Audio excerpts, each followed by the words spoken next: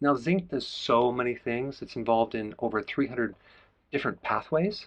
But recently I found out that zinc has an unexpected sleep benefit. Typically, when you think of a zinc deficiency, you think of a child not growing very fast, or someone having low testosterone, or they can't taste or smell, or they have poor wound healing, or a poor immune system, or even they may develop an ulcer. But one huge symptom for a lack of zinc is poor sleep.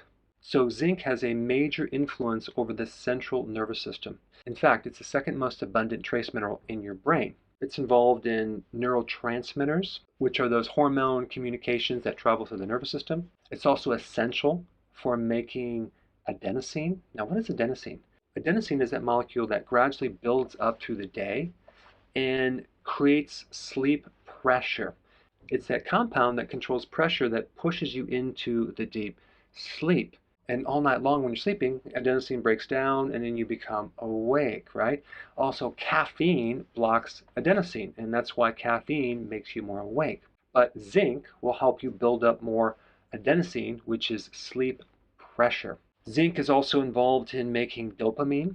It's also involved in making serotonin, which then turns into melatonin, the sleep hormone. Also, zinc is involved in certain biochemical pathways involving glutamate, which has a profound effect on deep sleep.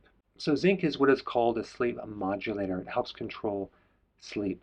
Now, anytime you take zinc, I also recommend you take it with copper in a certain ratio. So for every 8 to 10 milligrams of zinc, you want to take 0.5 to 1 milligrams of copper.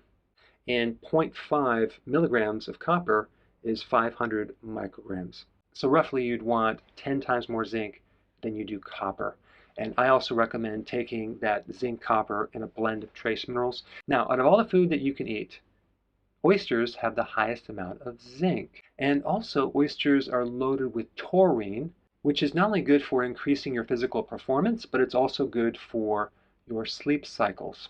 And oysters also have something called GABA receptor agonist. Now, what is that? That is something that activates GABA, okay? And GABA is all about calming the nervous system down, helping you sleep.